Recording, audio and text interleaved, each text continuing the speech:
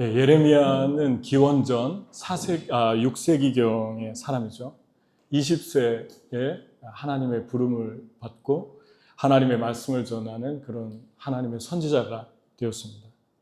이스라엘의 역사상 가장 어두웠고, 그리고 이제 이스라엘이 망할 것이다. 특히 남유다에 하나님 말씀을 전했는데 하나님께서 이 땅을 심판하실 것이다.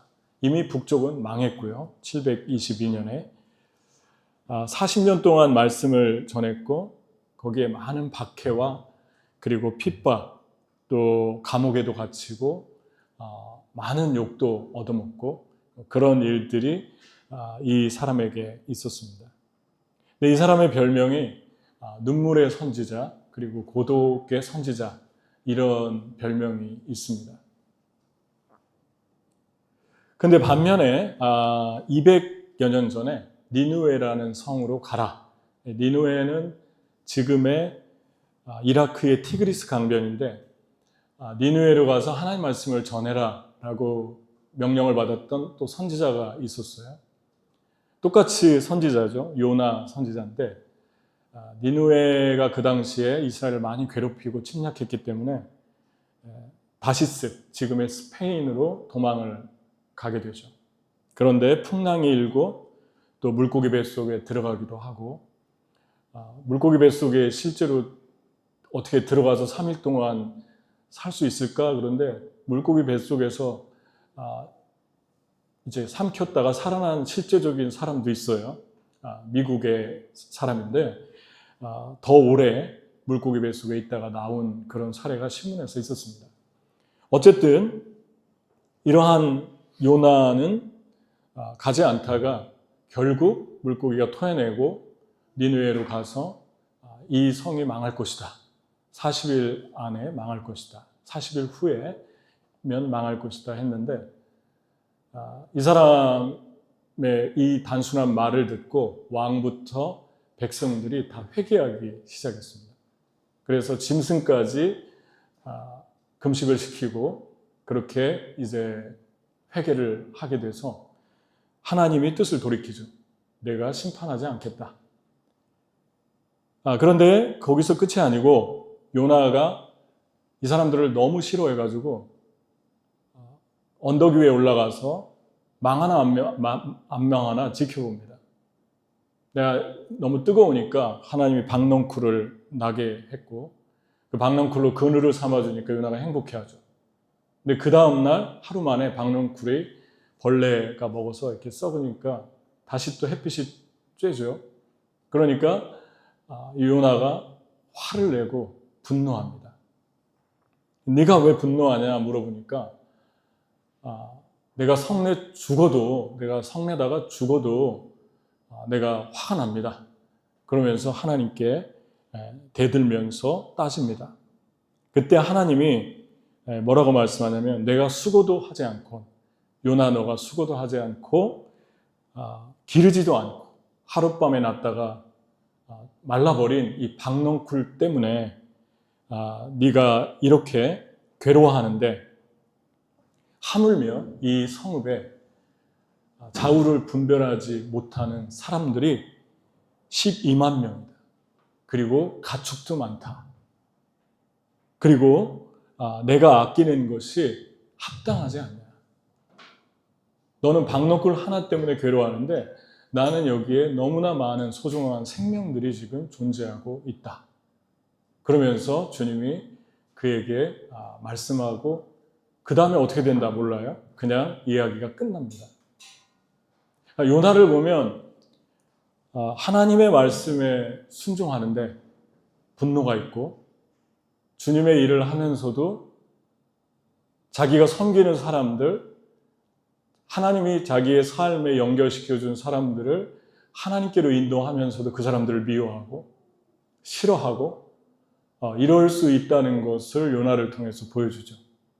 우리도 살면서 하나님의 일을 하고 하나님의 사랑을 주면서도 미워할 수 있다는 거예요. 미워할 수 있고 또 분노할 수 있고, 선교사님들의 가장 큰 고민 중에 하나가 뜻밖에도 선교지에서 뭐 배고프고 어렵고 힘들고 외롭고 이거보다 제일 많이 나오는 이야기가 현지인들이 미워지는 거라고 얘기들을 많이 합니다. 우리의 삶도 그렇죠. 여기 세상에 살다 보면 여기가 다 선교지잖아요. 우리가 살아가는 직장, 가정, 우리가 만나는 사람들이 다 그런 사람들인데 사랑하다가도 분노가 일어나고 또 하나님의 말씀대로 반응하다가도 또 미워지고 되게 공감할 수 있는 삶이죠. 제가 지금 예레미야하고 요나를 비교한 거예요. 그럼 예레미야는 어땠을까? 예레미야 전체가 52장인데 그 52장 1장부터 52장까지 보면은 군데군데 예레미야가 어떤 사람이었나를 말씀하고 있습니다. 첫 번째 예레미야의 시작은 1장 유명하죠. 내가 모태 네가 만들어지기도 전에 내가 너를 구별하였고, 그래서 영어 성경에는 I set you apart 그렇게 나와 있습니다. 그러니까 내가 너를 따로 떼어놓았고 그리고 내가 너를 구별하여 불렀다. 저는 아이입니다. 저는 어립니다. 저는 너무나도 힘이 없습니다. 라고 얘기했는데 너는 아이라 하지 말아라. 내가 너에게 이미 선택했고 너가 만들어지기도 전에 너를 알았고 너를 선택했다. 그렇게 얘기하죠. 그런데 이 이야기를 예레미야가 적었잖아요. 예레미야는 어떻게 알았을까요? 이런 사실을. 자기가 태어나기도 전에 하나님 자기를 선택했고 그리고 하나님이 이미 계획이 다 있잖아요. 그리고 엄마 뱃속에 생기기도 전에 나를 알았다고 하는데 상상도 안 가는 말이잖아요. 어떻게 알았을까요? 여호와께서 예레미야에게 말씀하신다. 말씀을 들은 거예요. 예레미야가. 예레미야 20살이었고 집안도 되게 좋았습니다. 제사장의 아들이라고 1장에 1절부터 기록이 돼 있어요. 그러니까 제사장의 아들이면 그 당시의 신분은 아주 하이어러키예요. 되게 높은 신분입니다. 구약에. 그런 관점에서 보면 나이도 어리고 집안도 좋으니까 철부지일 것 같고 이기적일 것 같고 좀 이렇게 방종하는 삶을 살만도 한데 어떻게 이렇게 어린 나이에서부터 하나님의 음성을 들었을까? 그걸 보면 예레미야가 하나님께 헌신된 젊은이였다는 걸 알게 됩니다. 여러분 성경에 예레미야 1장에 이 말씀과 비슷한 말씀이 또 있는데 시편 37편 아래 이렇게 말씀합니다. 23절 여호와께서 사람의 걸음을 정하시고 그 길을 기뻐하시나니 저는 엎드러지나 아주 엎드러지지 아니함은 여호와께서 그 손으로 붙드십니다. 너무 좋은 말씀, 언제 읽어도 아름답고 은혜되는 말씀이잖아요. 근데 이 말씀을 보면 가장 은혜되는 게 오늘 그런 찬양을 많이 했는데 넘어져도 일어나고 나를 아시고 괴로울 때도 나를 보시고 그런 찬양이잖아요. 전부 다 모두 그런 주제로 부른 것 같은데 성경적이에요. 성경에도 그런 말씀이 써 있으니까. 근데 어떤 사람인가 그러면 하나님이 넘어져도 일어나게 해주는 사람은 어떤 사람인가 질문을 해볼 수 있잖아요. 영어 성경에 보면은 아주 확실하게 기록이 되어 있어요. The steps of the good man are ordered by the Lord. 그러니까 the steps of the good man이라고 나와 있어요. 선한 사람의 걸음을 주님께서 인도하신다. 선한 사람은 누굴까요? 성경이 말하는 선한 사람과 세상이 말하는 선한 사람이 좀 달라요. 성경은 근본적인 것을 말씀하고 우리가 말하는 세상에서의 사람들의 선함은 상대적이고 그때그때마다 바뀔 수 있는 선함을 선함이라고 합니다. 선한 사람들이 돌변할 때도 많잖아요. 잔인해질 때도 있고 또 이 선한 사람이 아니었네 라고 한계를 보일 때도 내 자신이 그렇기도 하고 성경이 말하는 선한 사람은 37장 1절에서 이 말씀까지 전에 문맥을 보면 나와 있어요. 첫 번째, 선한 사람이 누군가? 악한 사람들 때문에 안달하지 말고 악을 저지르는 사람을 부러워하지도 말아라. 알기 쉬운 성경에 나와 있어요. 첫 번째는 그들은 풀처럼 금세 시들고 푸성귀처럼 이내 죽고 말 것이다. 악한 사람의 삶을 부러워하지 않고 시기하지 않는 거예요. 왜냐하면 그 중심에 하나님이 통치하고 있다는 것을 굳게 믿는 것입니다. 그게 선한 사람이라고 얘기합니다. 두 번째, 주를 의지하며 선을 행하라. 그리하면 내가 이 땅에서 안전한 삶을 누릴 것이다. 선한 사람은 주를 의지하는 사람이라고 그럽니다. 주를 의지해서 선을 행하는 거예요.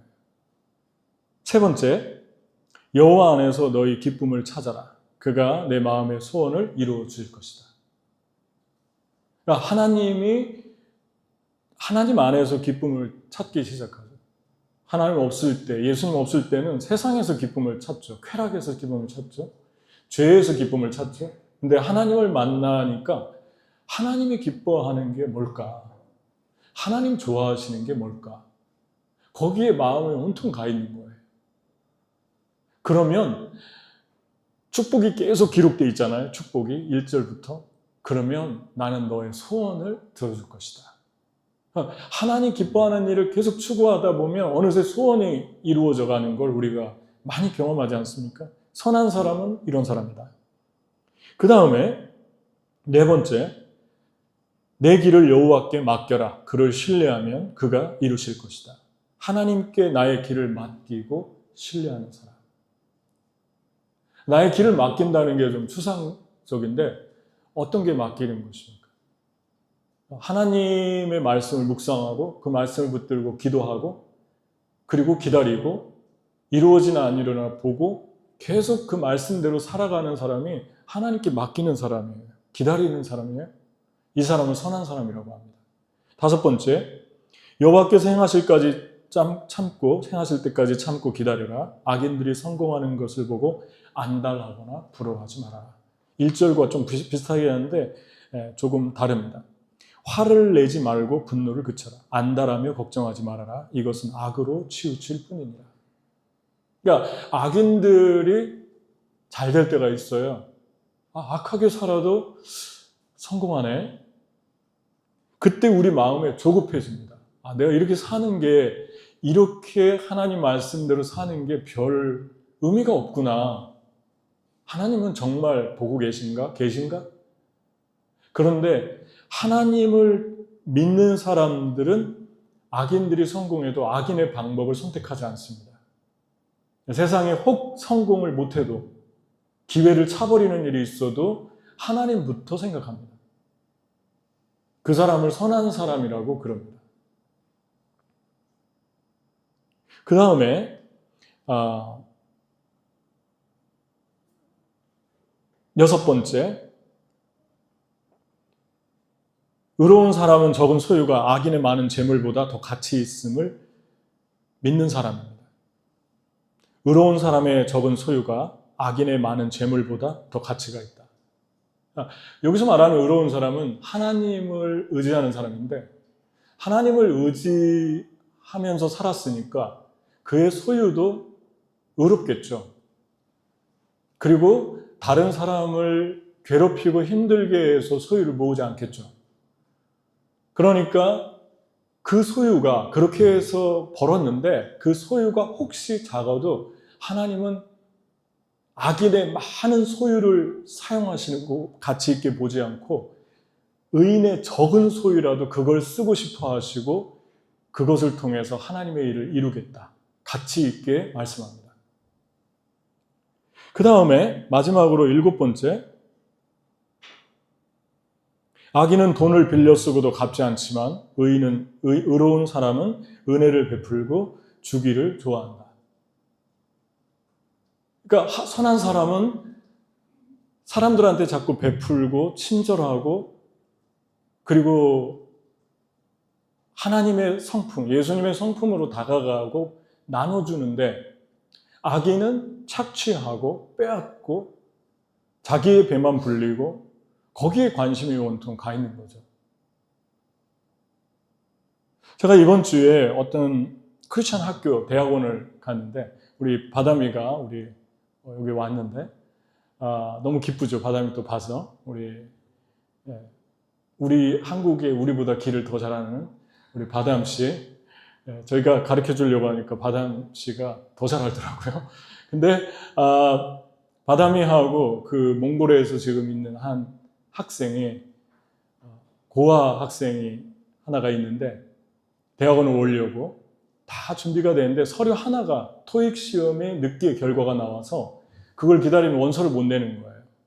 그래서 가서 사정을 해서 원서를 미리 내고 토익 시험은 며칠만 좀 빼주겠다. 그래서 토익이 점수가 안 되면은 뭐 안 받으면 되잖아요. 근데 그걸 위해서 학교를 찾아갔는데 두 사람을 만났어요. 처음에 갔더니 어떤 여자분이 크리스찬 학교고 다 크리스찬 직원이겠죠. 왜 연락도 안 하고 왔냐고 처음부터 인상이 좀 안 좋고, 그 다음에는 어떻게 하면 안 받을까? 어떻게 하면 빨리 우리를 보낼까? 그런 느낌이 있잖아요. 그래서 안 되겠구나. 그리고 별로 뭐 거의 1분도 안 돼서 그냥 거의 쫓겨나다시피 나왔어요. 근데 나오면서 좀 마음이 낙심이 됐죠. 왜냐면 그 몽골의 학생이 고등학교도 열심히 공부해서 할머니랑 살면서 부모도 없고 가난하고 그래서 열심히 공부해서 1등으로 졸업하고 또 대학도 좋은 대학 가서 성적도 너무 좋고 너무 장학금도 누가 준다고 벌써 다 이게 다 돼 있고, 근데 그 말을 들으니까 마음이 이게 낙심이 되고 좀 실망스러웠어요. 그래서 내려오는데 어떻게 해서 다른 사람한테 또 한번 뭐 다른 걸 물으러 갔다가 그분이 어떤 분을 소개시켜줘서 만났는데 이분은 남자분인데 너무 자상한 거예요. 너무 친절하고. 그래서 저희가 상황 설명을 했더니 꼭 자기 마음이 그런 것처럼 그 사람을 보는 것처럼 그렇게 똑같은 공감을 하면서 어떻게 하면 이 학생을 공부하게 해줄까? 받아줄까? 너무 대조적이지 않습니까? 근데 다시 소망이 생겼어요. 똑같은 사람 두 사람 크리스찬을 만났는데 한 사람은 절망을 주고 한 사람은 희망을 주는 거예요. 그러니까 예수 그리스도를 믿고 사는데 이 세상에서 나는 어떤 사람인가? 나는 사람들에게 소망을 주는가 아니면 절망을 주는가? 그럼 따뜻하게 그분이 알려준 새로운 사실은 추가 모집이 있을 수 있습니다. 교수가 원하면. 그러니까 지금 못 내도 토익 점수를 받아서 추가하면 입학하는 건 똑같습니다. 이런 얘기 해줄 수 있잖아요. 몰랐겠습니까? 뭐 하여튼 점심때가 가까워서 배가 고프셔서 그러는지는 모르지만 어쨌든 좀 마음이 씁쓸하죠. 우리 주님이 말씀합니다. 은혜 베풀고 주기를 좋아하는 사람, 그 사람이 굿맨이다. 여러분, 성경에서 말씀하시는 선한 삶을 아시겠죠? 그냥 한마디로 하나님과 연결되어 있어요. 하나님과 연결되어 있으면 우리의 선함이 상대적이지 않습니다. 상황에 따라서. 상황에 따라서 상대적인 상황을 만나지만 결정은 하나님하고 연결되어 있기 때문에 그리스도인들은 먼저 기도하고 말씀을 생각하고 잠깐이라도 묵상하고 결정합니다. 그래서 의지나 감정이 전부 하나님을 향해 있기 때문에 선해지는 거예요. 내 의지도 꺾을 수 있고 때로는 내 감정도 바꿀 수 있어요. 그게 하나님으로부터 오는 능력입니다. 그래서 하나님이 선함은 하나님 안에 연결된 사람이라고 말합니다. 그러면 예레미야는 어떤 사람일까? 이렇게 선택을 받았는데 과연 계속해서 사람들을 사랑하고 계속 그 눈물의 선지자라는 말을 들을 정도로, 눈물은 사랑이잖아요. 눈물은 열정이잖아요. 눈물이 마르지 않았을까? 성경이 이렇게 얘기합니다. 9장 1절 2절에 보면 내 머리가 샘물이고 내 눈이 분수라면 그러면 내가 내 불쌍한 백성 가운데 죽임을 당한 자들을 위하여 밤낮으로 눈물을 흘릴 수 있을 텐데 저 사막에 나그네가 묵을 만한 오두막이 나를 위해 한 채 있다면 그러면 내가 내 백성을 떠나 멀리 가버릴 수 있을 터인데 그들은 모두 간음하는 자들이고 신의를 저버린 무리이기 때문이다. 쉽게 얘기하면 눈물이 많은, 사랑이 많은 사람이었는데 더 이상 눈물이 메말라서 흐르지가 않으니까 누가 나에게 계속 눈물이 마르지 않도록 내 영혼을 좀 메마르지 않게 붙들어 주세요. 왜 그러냐면 아무리 외쳐도 변하지 않습니다. 돌아오지 않습니다. 그 말입니다. 그리고 이 사람들이 꼴보기 싫어집니다. 그래서 멀리 사막에 가서 혼자 있고 싶습니다. 부담스럽습니다. 그럽니다. 그러니까 예레미야도 이런 갈등을 한 거예요. 저와 여러분도 세상에 살면서 이런 갈등을 할 때가 있을 거예요. 다 싫어지고 사람들을 피하고 싶기도 하고 그리고 어떤 때는 그냥 있어도 긍휼이 사랑이 솟아나는 그런 때가 있는데 그런 사람들이 있는데 어떤 때는 의지적으로 노력을 해야만 하는 때 사랑해야겠다. 불쌍히 여겨야겠다. 라고 하는 시간을 지나갈 때가 있습니다. 가만히 있어도 펑펑 솟아날 때가 있는데 그러면 여러분과 저의 삶이 요나의 마음처럼 예레미야의 이런 마음처럼 기울어질 때 무엇을 해야 할까? 그거에 대해서 오늘 읽은 말씀이 우리에게 해답을 주고 있습니다. 뭐라고 얘기를 하냐면 예레미야의 마른 영혼을 일으킨 말씀인데 5장 14절 그들이 그런 말을 하였으니 보아라 내가 너의 입에 있는 나의 말을 불이 되게 하고 이 백성은 장작이 되게 하겠다. 불이 장작을 모두 태울 것이다. 그러므로 나 만군의 주 여호와가 말한다. 여러분 그들이 무슨 말을 했냐? 그들은 예루살렘 사람들, 이스라엘 사람들이고 무슨 말을 했냐면 예레미야가 하는 말은 다 헛것이야. 그리고 그 사람이 말하는 지금 하나님의 말씀은 가짜고 그 말은 우리에게 임하지 않고 그 자신에게 임할 거야. 두려워하지 마. 그러면서 비웃고 조롱했습니다. 그러니까 하나님이 뭐라고 반문하면서 예레미야를 통해 말씀을 주셨냐면 나는 그렇게 말하는 너희들을 장작이 되게 하겠다. 그리고 내 종 예레미야의 입에서 나오는 말을 불이 되게 하겠다. 이거는 두 가지 측면의 성격을 띠고 있습니다. 하나는 긍정적인 면, 하나는 부정적인 면. 부정적인 면은 내가 심판하겠다. 너희들 한번 내 말이 어떤 말인가 봐라. 뭐 그런 말이고요. 또 하나는 불은 긍정적인 요소가 있어요. 그래서 성경에 주님의 심판을 이 당시에는 외쳤지만 예레미야의 뒷장에 가보면 반짝반짝 소망의 말을 많이 합니다. 어떤 게 소망입니까? 불은 뭘까요? 불은 하나님 말씀이에요. 오순절날 불 같은 혀가 사람들에게 임했고 그들이 성령을 받고 축복을 받았어요. 하나님이 불이 되게 하겠다는 것은 그 불을 통해서 사람들을 축복하겠다는 말씀도 들어 있습니다. 근데 여기서 말하는 불과 장작 두 개가 나오잖아요. 내 말이 불, 사람들은 장작. 장작은 어떤 걸까요? 장작은 농부가, 사냥꾼이 가을에 생나무를 끊어가지고 겨울에 땔감을 위해서 바짝 마르게 양지에 놓습니다. 그러면 햇빛에 그 장작이 마르죠. 그럼 그걸 갖다가 넣기만 하고 불만 조금만 붙여도 바짝 마른 장작은 너무나도 잘 타들어 갑니다.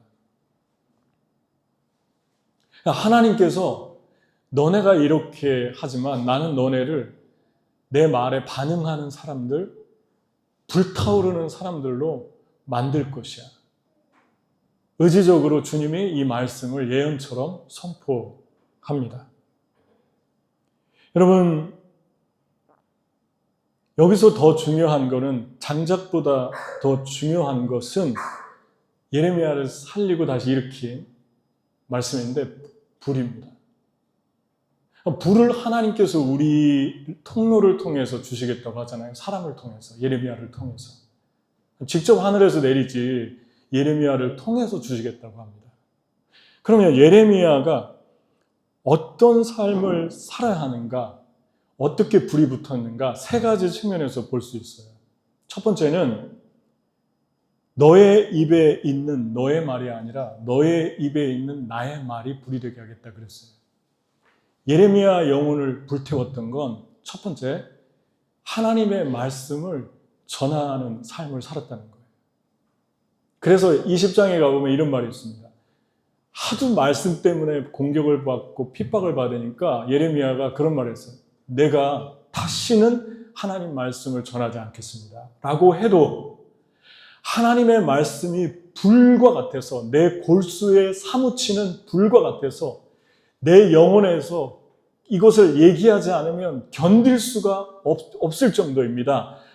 라고 고백하죠. 그러니까 그 불이 예레미야로 사로잡은 거예요. 그래서 예레미야를 통로로 사용하고 있습니다. 우리의 뜨거워지려면, 우리의 영혼이 사랑이 계속해서 흘러나오려면, 메마르지 않으려면 가장 중요한 게 하나님 말씀의 통로가 돼야 돼요. 하나님 말씀을 전해줘야 됩니다. 그 단순히 전도로만 생각하지 마세요. 하나님 말씀을 어떻게 전할까요? 방법들이 너무 많습니다. 여러분이 읽은 말씀, 묵상한 말씀들을 누구에게 보내주면 돼요. 여러 가지 수단은 많잖아요. SNS나 뭐 카톡을 통해서 한 절이라도 보내줍니다. 설교를 들은 말씀을 좋다라고 하는 것과 그 말씀을 만약에 외국인이라면 설교를 듣고 그 말을 그대로 원고를 달라고 해서 통역해서 누구에게 전해줄 수 있어요. 길어봤자 서머라이즈 하면은 20분 안에 다 서머라이즈 해가지고 전해줄 수 있어요. 그러면 그 말이 통과할 때 내 영혼이 불이 돼서 다시 타오르기 시작한다고 얘기합니다. 전에도 말씀드린 것 같아요. 인앤아웃 햄버거를 좋아하는데 미국의 캘리포니아 가면 인앤아웃에 보면은 거기 말씀이 성경 구절이 그 종이에 그 트레이에 이렇게 적혀 있어요. 하나님 세상을 이처럼 사랑하사 독생자를 주셨으니. 유명한 럭비 선수는 가슴에다가 얼굴에다가 요한복음 13장을 페인트해가지고 나와서 띱니다. 사람들이 찾아볼 거 아니에요?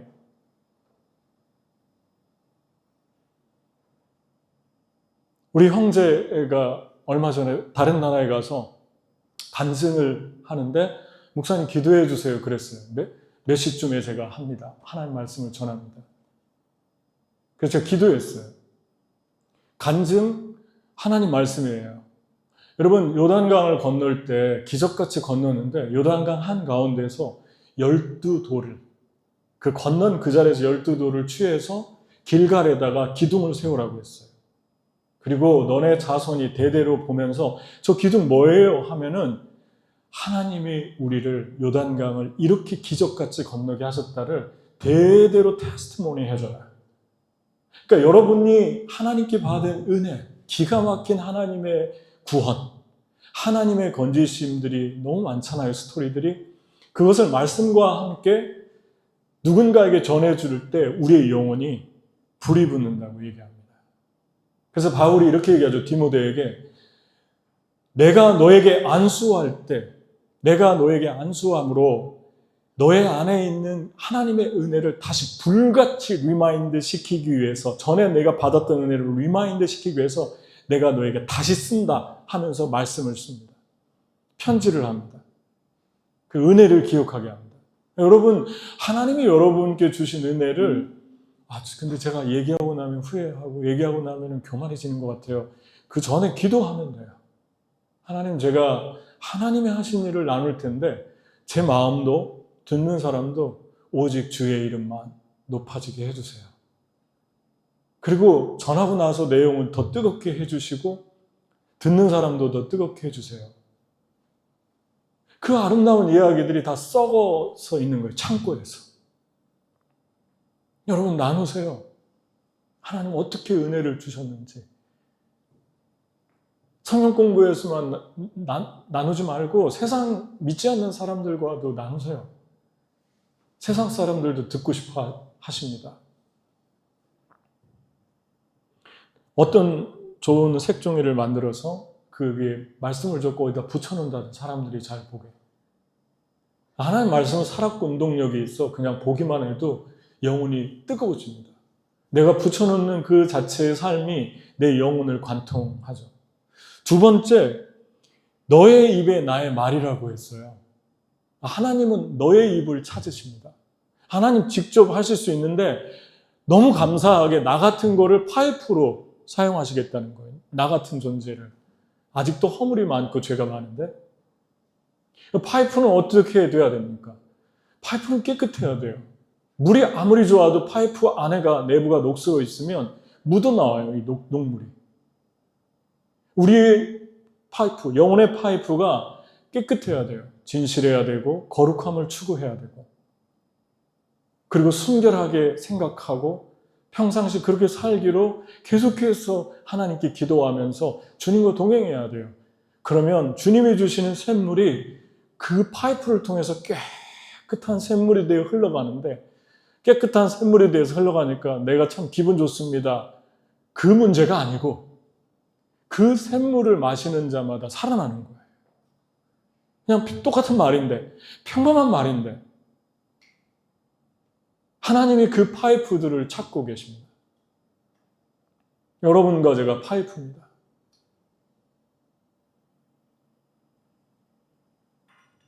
예수님께서 회당에 들어가서 말씀을 전하잖아요. 이사야서 피시고 이사야서를 피시고 주님이 이사야서 61장 주의 성령이 내게 임했으니 가난한 자에게 복음을 자유된 포로된 자에게 자유를 눌린 자에게 근심이 변하여 춤이 되게 하고 이런 말씀 쭉 나오는 성경을 피고 설교했는데 끝나고 나서 뭐라고 그랬냐면 거기 모였던 사람들이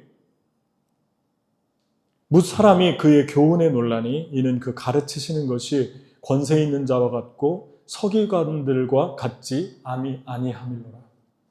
왜 예수님의 말씀이 권세가 있었을까요?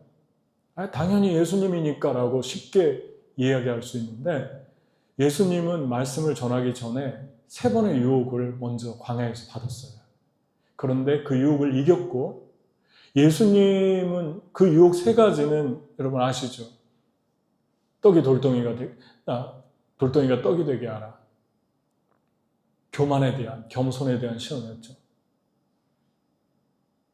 하나님의 창조를 바꿔놓는 게 교만이죠. 최고의 교만이죠. 돌은 돌인데 왜 돌을 떡이 되게 합니까?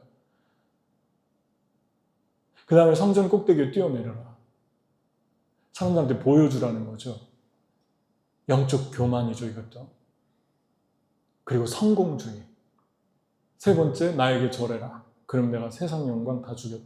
그걸 통과하고 나니까 어떤 시험도 예수님한테 함부로 넘어뜨릴 수가 없죠. 예수님의 삶 자체가 설교였고 예수님의 설교가 삶이었어요. 그래서 권세가 있는 거예요. 거기서 넘어졌다면, 예수님이 거기 넘어졌다면, 아담처럼 넘어졌다면 그 말은 파워가 없어요. 생명이 없어요. 그래서 저와 여러분은 깨끗해야 돼요. 저와 여러분은 계속 주님과 동행해야 돼요. 늘 365일, 7 days, 24 hours 여러분과 저는 깨끗해야 돼요. 깨끗한 삶을 추구해야 돼요. 넘어질 때도 있지만 다시 일어나는 것은 바로 여러분과 제가 이런 선한 사람의 삶을 추구하기 때문에 그렇습니다. 주님이 다시 일으켜 주시는 거예요. 아멘? 선함의 의미를 아시겠죠? 3번째, 하나님 말씀을 전하다가 거절과 고난을 당해도 열매가 맺히지 않는 것 같아서 계속 전하는 거예요. 여러분, 우리나라 처음 왔던 선교사님들의 가장 큰 권해가 그거였잖아요. 저도 신학교 때 합정동 양화진 선교사들 묘에 가서 찍은 사진이 있어요. 20대 초반. 그때는 너무 불타가지고 바로 선교사로 나가서 순교하고 싶었던 그런 때입니다. 20대 초반. 전도사 때인데, 신학교 다닐 때. 근데 그 가서 보면은 기가 막힌 말들을 써놨어요. 나는 웨스터민스터 사원에 묻히는 것보다 여기 한국 땅에 죽기를 묻히기를 원한다. 하나님 조선의 마음이 보이지 않습니다. 한 사람도 변화될 것 같지 않습니다. 그랬던 선교사들의 그 감정들, 그 속에서 스트럭을 하는 그 미운 감정들, 그걸 다 쏟아냈는데 지금 한국이 얼마나 많은 영적인 축복을 받았습니까? 여러분, 주님이 돌짝밭에 떨어진 뿌리가 없어서 말씀을 듣고 기쁘하지만 뿌리가 없으니까 금방 또 변해요. 그냥 주님 말씀 들을 땐 잘 듣는데 은혜 받았다고 난리도 또 칠 때도 있는데 금방 세상에 나가면 잊어버리는 거예요. 말씀 하나도 적용하지 않는 거예요. 돌짝밭에 떨어져서 그렇다. 마귀가 와서 깨닫지 못하니까 다 주워 먹었다. 딴 생각하고 딴 마음이 가득하니까 다 뺏기는 거예요, 말씀은. 근데 가시밭에 떨어졌, 가시밭은 재리의 염려, 재정 걱정, 세상의 염려. 계속 하니까 말씀이 죽었다. 말씀이 올라다가 죽었다. 근데 좋은 밭에 떨어진 그 말씀이 있는데 거기는 100배, 60배, 30배 결실을 한다. 근데 왜 100배, 30배, 60배, 30배 이렇게 다른가요? 여러분 똑같지 않습니까? 원리가? 땅에도 농부가 똑같은 땅에 농사를 올해 지었을 때하고 내년에 지었을 때하고 틀리잖아요. 올해 많이 거둘 때도 있고 100배를 거둘 때도 있고 똑같이 일을 하고 똑같이 뿌렸는데 그 다음에는 60배밖에 못 거뒀어요. 근데 그 다음엔 또 30배밖에 못 거뒀어요. 그런데 100배, 60배, 30배를 예수님이 여전히 열매라고 그럽니다. 그거는 똑같은 한 땅에서 일어난 변화입니다. 다시 말하면 너희의 삶의 그 인생길에서 어떤 때는 많은 열매를 맺게 해주고 어떤 때는 적게 맺게 해줄 때도 있지만 그런 거에 개의치 말아라. 주님이 그럽니다. 너의 삶의 시즌이 있다. 너희가 정말로 하나님의 좋은 밭에 떨어지는 것을 믿어라. 너희가 하나님 말씀을 심으면 누군가에게 떨어지는 것을 믿어라. 그럼 그 하나의 땅이 이런 놀라운 일들을 이룬다. 라고 격려하시는 거예요. 그러니까 여러분, 하나님의 말씀으로 세상에서 살고 여러분의 작품 속에 어떤 여러분의 글 속에 많은 방법들이 있지 않습니까? 여러분의 어떤 퍼포먼스 속에 예수님의 말씀으로 영감받아서 복음을 전하고 메시지를 전하고 컨텐츠로 또 어떤 예술로 얼마든지 메시지를 전할 수 있는데 그렇게 할 때 우리의 불이 되는데 사람들이 많이 반응하지 않아도 너희가 좋은 밭이 있으니까 포기하지 말아라. 여러분 예수님도 너무나 많이 거절당했는데 우리가 뭐라고 거절받지 않겠습니까? 예수님도 가룟 유다한테 배반받고 또 12명이 다 배반했을 때도 있어요. 그리고 말씀만 전하면 그 말씀을 책 잡으려고 줄을 서가지고 계속 공격하고 안 듣잖아요. 변하지 않잖아요. 예수님이 못해 먹겠다. 그리고 끝낼 수도 있잖아요. 예수님도 그렇게 사람들이 변하지 않았어요. 말씀을 전해도. 그런데 예수님의 말씀이 떨어진 사람들이 소수의 사람들이 세상을 바꿨습니다. 그러니까 땅 하나가 1대3인데 땅 하나가 3개를 다 바꾼 거예요. 가시밭도 바꾸고 도착밭도 바꾸고 이게 천국의 원리입니다. 예레미야에게 뭐라고 말했습니까? 나를 배신한 자들아 돌아와라. 나의 주의 말이다. 내가 너희의 보호자다. 내가 성읍마다 한 사람씩 가문마다 2사람씩 택하여 너희를 시온산으로 데려오겠다. 그때 내가 마음에 맞는 목자들을 너희에게 세워주겠다. 그러면 그들이 지식과 훈계로 너희를 양육할 것이다. 이 말씀을 그냥 흘러보낼 수 없죠. 도시에서 한 사람을 찾겠대요. 예루살렘에서 한 사람을 찾겠대요. 가문에서, 클랜에서 2사람을 찾겠대요. 가문마다. 엄청 소수잖아요. 이 당시에 예루살렘의 인구를 2,000명에서 4,000명을 학자들이 얘기합니다. 그리고 이스라엘과 유대의 전체 인구가 200만 명입니다. 그런데 이렇게 조금 찾겠다고요? 그리고 그들에게 목자를 보내서 그 목자를 통해서 하나님의 말씀으로 양육하겠다, 가르치게 하겠다. 내가 찾아서, 그 소수를 찾아서 이 말씀을 합니다. 여러분, 몇 명 안 되는데 주님이 나를 통해서 그 사람들을 도와주라고 말씀으로 할 때 주님이 나를 보냈다고 믿어집니까? 그리고 그 사람들이 정말 축복받은 사람이라고 믿어집니까? 아, 하나님이 특별히 저 사람들 사랑하는구나. 나를 보내서 말씀을 전하게 해주시는구나. 이 두 사람에게, 내가 어떤 도시에 갔는데 두 사람을 만났어요. 그 두 사람에게 하나님이 두 사람을 위해 목자를 보내겠답니다. 근데 어떤 목자입니까? Shepherds after my heart. After my own heart. 그럽니다. Shepherds after my own heart. 나의 마음을 쫓는 목자들. 24시간 내 마음 때문에 고민하고 괴로워하는 그런 목자들. 말씀을 묵상하면서 먼저 자기에게 적용하고 스트럭을 하는 그런 목자들. 이게 하나님의 말씀입니다. 여러분은 하나님이 주시는 목자들이 있습니까? 여러분의 삶이 곁길로 갈 때마다 여러분의 영혼과 여러분의 귀를 울리는, 도전을 주는 그런 메시지의 목자들이 여러분의 삶에 있습니까? 크게는 교회이고 또 다른 측면에서 보면 세상의 어떤 신실한 사람들이고 그리고 멘토들이고 스승들이고 하나님께로부터 이런 일이 나온다고 이야기합니다. 예레미야 5장 1절에 우리는 아브라함 때 소돔과 고모라가 의인 10명이 없어 망한 건 잘 아는데 예루살렘에 의인 1명이 없어서 망한 이야기를 알고 있나요? 1명. 더 줄어들었어요. 예루살렘에 예레미야 5장이 이렇게 얘기합니다. 예루살렘에 사는 사람들아, 예루살렘의 모든 거리를 두루 돌아다니며 둘러보고 찾아보아라. 예루살렘의 모든 광장을 사차치 뒤져보아라. 너희가 그곳에서 바르게 일하고 진실하게 살려고 하는 사람들을 하나라도 찾는다면 내가 이 도성을 용서하겠다. 한 명이 없어서, 그 한 명이 없어서 536년에 바벨론에 완전히 망합니다. 놀라운 이야기죠.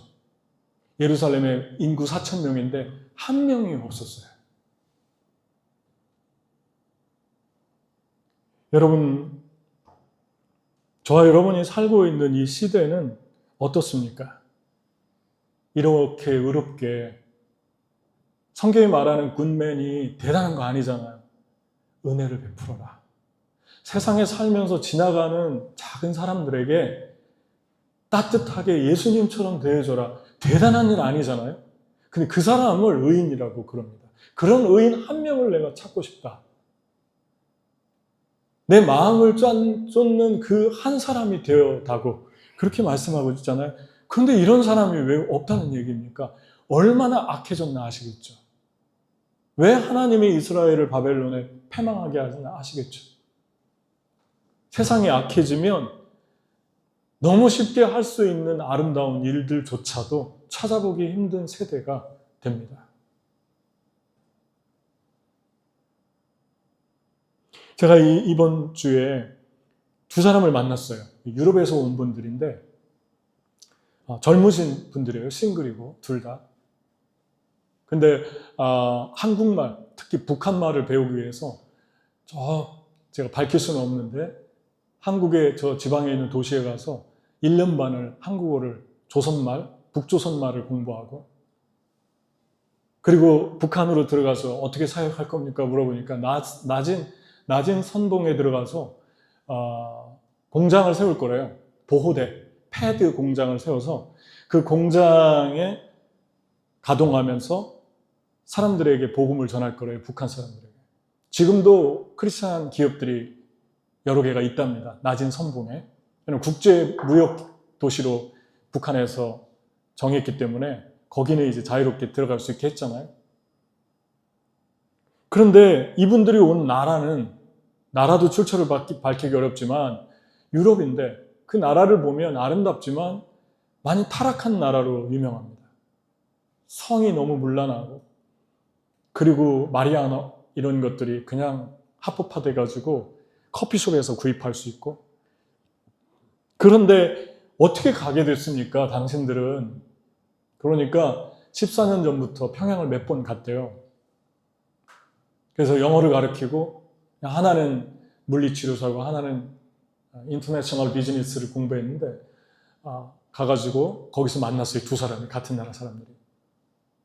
그래가지고 지금 준비를 하는데 어떻게 언제 예수님을 믿었습니까? 너무 정말 고맙기도 하고 그렇잖아요. 그랬더니 어렸을 때부터 교회 다니는 크리스천 가족에서 컸고 하나는 14살에 영접했고 하나는 16살에 영접했는데 그 14년 전에 자기 패스터가 북한에 대해 설교를 했고 뒤에 팜플렛이 있는데 팜플렛을 보는데 북한을 가고 싶더래요. 그래서 비전을 품고 공부하고 한국어를 제법 잘 하세요. 영어도 잘 하시고 너무 마음이 뜨겁고 되게 터치되는 그런 시간이었어요. 어떻게 이런 나라에서 이런 사람들이 나왔을까? 지금 유럽은 선교사가 필요하다고 하는데 선교사를 보내달라고 하는데 너무 자랑스럽지 않습니까? 우리 교회 한번 오기로 했어요. 11월 달에는 12월 달에. 이 소수, 하나님이 이 소수를 통해서 역사하십니다. 이 세 가지, 제가 미리 말했잖아요. 우리가 주님의 통로 세 가지가 될 때 하나는 하나님 말씀을 전해주고 하나는 파이프가 되고 고난과 역경 속에서도 소수를 바라보고 복음을 심는 사람이 될 때 나는 너의 영혼이 불이 되게 하겠다. 이 세 가지를 붙드세요. 적용을 마지막으로 하고 마치겠습니다. 우리는 어떻게, 무엇을 할까요? 저는 몽골에 우리가 겨울에 여름에 가잖아요.